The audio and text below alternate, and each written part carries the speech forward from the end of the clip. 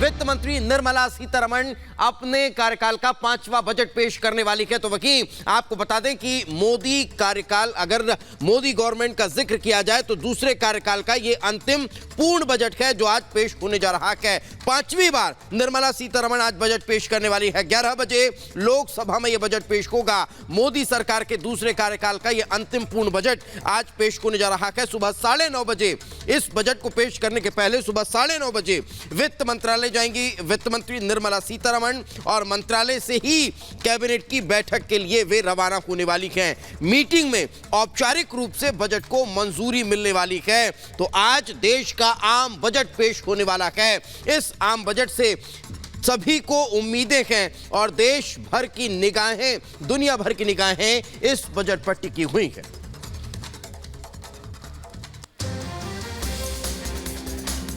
तो देखिए, संसद भवन में बजट पेश करने से पहले क्या रहेगा वित्त मंत्री निर्मला सीतारमण का शेड्यूल, आइए आपको बताते हैं ग्राफिक्स के जरिए और समझाते हैं क्या कुछ होगा। देखिए, 5वीं बार बजट ये पेश होगा और सुबह 11 बजे बजट पेश किया जाएगा।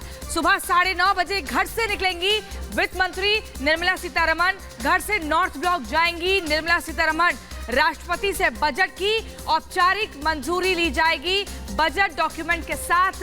आपको बता दें, फोटो मॉडल मंत्रिमंडल की मीटिंग में हिस्सा, बजट को कैबिनेट की आधिकारिक मंजूरी और फिर चुनाव से पहले ये आखिरी पूर्ण बजट 2024 में लोकसभा का चुनाव है और मोदी सरकार का दूसरा कार्यकाल, उसका ये आखिरी पूर्ण बजट जो आज सुबह 11 बजे पेश किया जाएगा। देखिए, खास बातें आपको बजट की बता रहे हैं। चुनाव से पहले आखिरी पूर्ण बजट ये आज सुबह 11 बजे पेश किया जाएगा और लोकसभा में ये बजट सुनाया जाएगा। इसमें कहीं ना कहीं आम लोगों को बहुत उम्मीदें हैं कि इस बार एक बड़ी राहत की खबर मिल सकती है।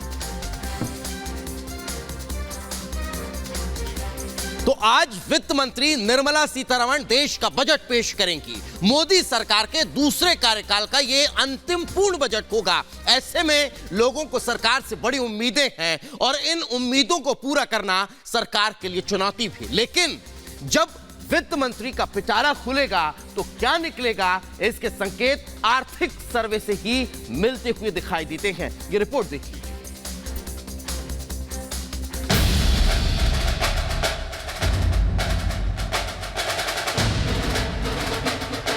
अब से चंद घंटों के बाद वित्त मंत्री निर्मला सीतारमण जब संसद के पटल पर आम बजट पेश करेंगी तो जाहिर है उनके तमाम ऐलानों में 5 ट्रिलियन इकोनॉमी का सपना भी शामिल होगा।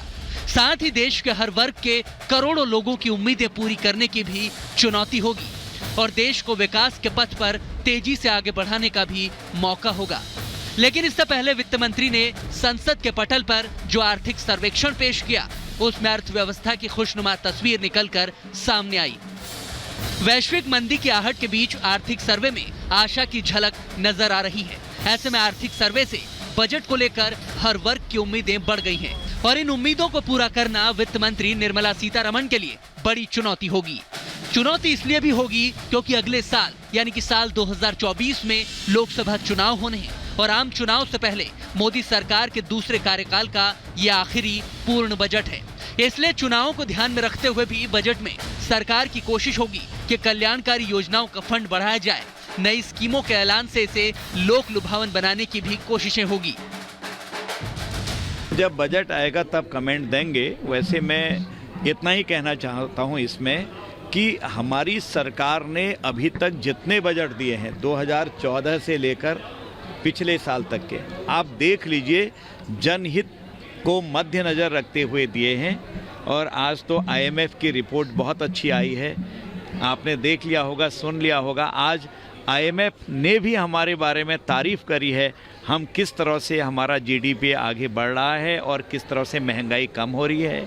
ये हमारे लिए, पूरे देश के लिए खुशी की बात है कि माननीय प्रधानमंत्री जी के नेतृत्व में हम सतत विकास की ओर बढ़ रहे हैं।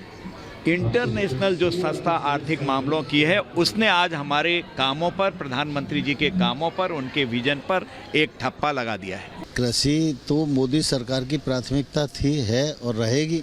और हमेशा चाहे उद्बोधन हो, चाहे स्कीम्स हो, चाहे बजट हो, सब में कृषि को प्राथमिकता दी जाती है। बजट से उम्मीदें सब लगाए बैठे हैं कि क्या आम और क्या खास, सभी बजट से राहत की उम्मीदें कर रहे हैं और उम्मीद इसलिए भी बढ़ रही है क्योंकि दुनिया की सबसे तेज अर्थव्यवस्था के तौर पर भारत उभर रहा है।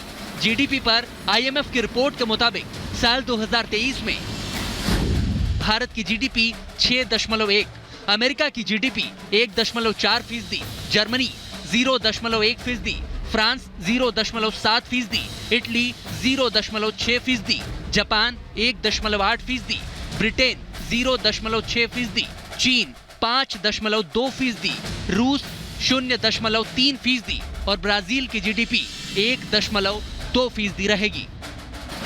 साफ है कि भारत की अर्थव्यवस्था दुनिया की सबसे तेजी से बढ़ने वाली अर्थव्यवस्था होगी और ऐसे में जब वित्त मंत्री निर्मला सीतारमण संसद में बजट पेश करेंगी तो उनसे उम्मीदें भी बहुत होंगी और इन उम्मीदों को पूरा कर सबको खुश करने की चुनौती मोदी सरकार के सामने होगी। Bureau report, Republic Bharat.